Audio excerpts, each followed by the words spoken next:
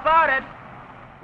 For more than a century, Northern Californians have relied on local newspapers, radio, and television stations to inform, to educate, and to entertain.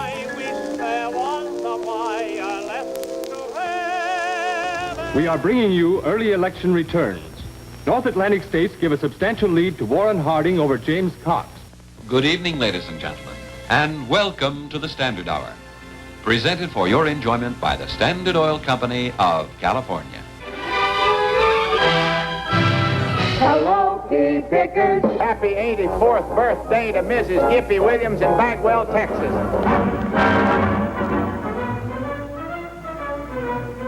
It's 6 o'clock. Time for Shell News, with world news headlines and film and live coverage of local events. And here is your Shell News reporter, Tom Franklin. Good evening, everybody, and greetings from your neighborhood Shell dealer. We all share common memories of the words, sounds, and images of events that impacted our lives. This is Channel 2. From Jonestown, Guyana tonight, we have the first videotape of the massive suicide you've heard and read about for the last 2 nights. The pictures you're about to see were taken by an NBC crew, the only television crew allowed to visit Jonestown. Fred Francis. As president of the Board of Supervisors, it's my duty to make this announcement. Both Mayor Moscone and Supervisor Harvey Milk have been shot and killed. Jesus Christ!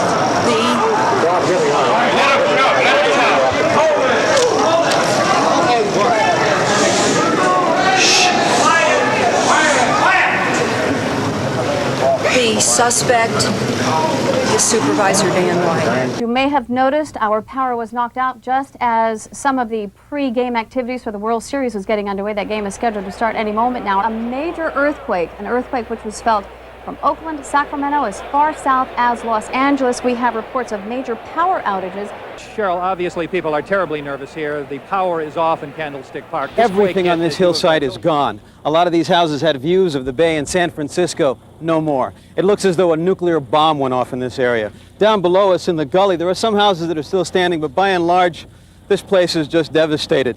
Driving through here is like driving through a graveyard because all these chimneys actually look like tombstones that are marking the loss of family belongings. Many of us think of these treasures as a permanent record for posterity. But in reality, without help, many rare radio and television recordings will not survive.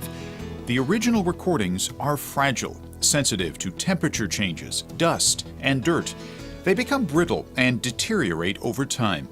They must be stored correctly and cared for properly. Over the years, many irreplaceable radio recordings and television film and videotape masters have become damaged, misplaced, or in many cases, lost permanently. Scripts, memorabilia, props, and equipment of significant historical value have also disappeared. Newspaper accounts of dramatic news events and biographical records of the pioneers of print have been lost, haphazardly stored away in cardboard boxes or consigned to dusty shelves. Preserving these artifacts requires recognition of their importance and a commitment of resources. As of now, a central repository for radio, television, and print media archives does not exist in Northern California. To preserve our legacy, the San Francisco Northern California chapter of the National Television Academy and the Northern California chapter of the Society of Professional Journalists have established a dynamic consortium made up of regional media organizations and corporations, professional associations, industry leaders, and educators. Together, this collaborative partnership is developing the Media Museum of Northern California. Initially an online effort, it is the only museum in Northern California dedicated exclusively to regional radio, television, and print media, and one of only 4 major broadcast museums in the entire country. The goals of the online museum are to collect, catalog, and preserve Northern California newspaper, television, and radio stories, scripts, and programming of artistic, cultural, and historic significance, and to make the collection available digitally. To exhibit images of historic newspaper, television, and radio broadcast equipment and memorabilia. to present public screenings, seminars, and educational workshops, to serve as a teaching center for broadcast audio and video preservation, media literacy, and other educational programs. On behalf of the museum, the San Francisco Northern California chapter of the National Television Academy has already begun documenting the oral histories of those who have made significant contributions to the region's rich broadcast history. They had a dress code that we had to adhere by. I even wore white shoes to work every single day because I wore white shoes all the time. And but you felt important like that. Hi, Captain Satellite. My show was the first show that McDonald's used to advertise in Northern California. And I made some personal appearances at McDonald's stores, and thousands of kids would come. They were mightily impressed. Matter of fact, one of the great goofs of my life was they were so impressed with Captain Satellite and how he could draw people, they offered me a free franchise. A free McDonald's franchise. Can you imagine that? And I said, come on, I'm in show business. I don't sell hamburgers. The California Press Association and the California Newspaper Publishers Association have mounted a campaign to save the newspaper morgues and their pioneering coverage from the gold rush to the present.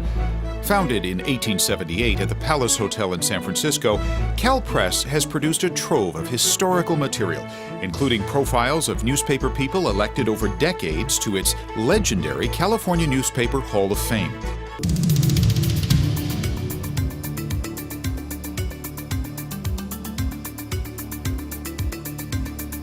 San Francisco is the ideal place to undertake this project. The Bay Area is home to the greatest concentration of radio and television stations, the most competitive newspaper market, and many of the most cutting-edge media and media technology companies in the entire country. The city's impressive market position is surpassed only by its rich history. The San Francisco Bay Area produced many colorful pioneers of the early broadcast and print eras. Before statehood, newspapers were making their mark. The Californian hit the streets in 1846, the beginning of an often raucous era of print journalism. On May 14, 1856, San Francisco Bulletin editor James King of William was shot and killed by a competing editor, James Casey of the Sunday Times. King had written that Casey had been an inmate of Sing Sing prison in New York, which everyone in town already knew. When the fire company bell tolled King's death, the Vigilance Committee hung Casey and left his body hanging for days as a warning against further terrorism. In 1865, the San Francisco Chronicle and the San Francisco Examiner were founded, starting a news battle that lasted until the Hearst family bought the Chronicle in 2000. On April 15, 1865, Michael DeYoung, co-founder with his brother Charles of the Daily Dramatic Chronicle, strolled into the city's telegraph office and got a sensational scoop. President Lincoln had been assassinated, and the DeYoung boys put out an extra with a several hundred-word story and a sketch of the president.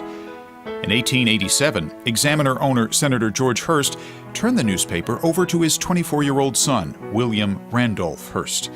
With vision and millions in Hearst mining money, young Hearst built the Examiner into a multi-billion-dollar media empire and put the Hearst stamp indelibly on American journalism. Hearst was immortalized in the movie Citizen Kane. San Francisco's papers attracted a blaze of creative talent: Mark Twain, Bret Hart, Henry George, Jack London, muckraker Frank Norris, and pioneer poet laureate Ina Coolbrith, just to name a few. Well into the 20th century, Northern California newspapers produced iconic figures such as Herb Caen. Outside the mainstream, papers such as the Berkeley Barb and San Francisco Bay Guardian broke news and changed the tone of journalism forever. In 1912, Charles Doc Harold began his weekly experimental radio broadcasts of music and news from San Jose. Originally identified simply as the Herald Station, it eventually moved to San Francisco and took the call letters KCBS. In April 1920, inventor Lee DeForest, with a 500-watt transmitter, put San Francisco station 6XC on the air. DeForest's radio station began operating 6 months before KDKA in Pittsburgh, Pennsylvania, which nevertheless was proclaimed the first commercial radio station in the United States. In 1927, 21-year-old inventor Philo T. Farnsworth transmitted the first television broadcast from a laboratory in San Francisco's North Beach, now a registered historical landmark. Farnsworth called it electric television. In 1956, 23-year-old inventor Ray Dolby was a key member of Redwood City's Ampex engineering team that invented the first practical videotape recorder. On November 30th of that year, CBS Television used the machine for the first videotape-delayed network broadcast. Ray Dolby went on to found the San Francisco-based company that bears his famous name. The first century was merely a preview of the creative, literary, journalistic, and technical advances that continue to unfold across Northern California. By the 1970s, the underpinnings of the Internet were being developed by Vint Cerf at Stanford University's Digital Systems Laboratory and Bob Kahn at what would become the Defense Advanced Research Projects Agency. Within a few decades, newspapers were no longer merely newspapers. They were on the way to delivering the news electronically. So too were television stations breaking out of the rectangular box to become multimedia sites.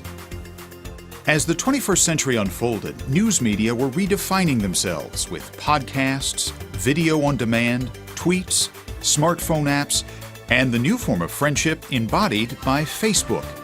Here at the Media Museum of Northern California, we offer a virtual glimpse of this rich history and the remarkable personalities that made all of this possible. Enjoy your tour.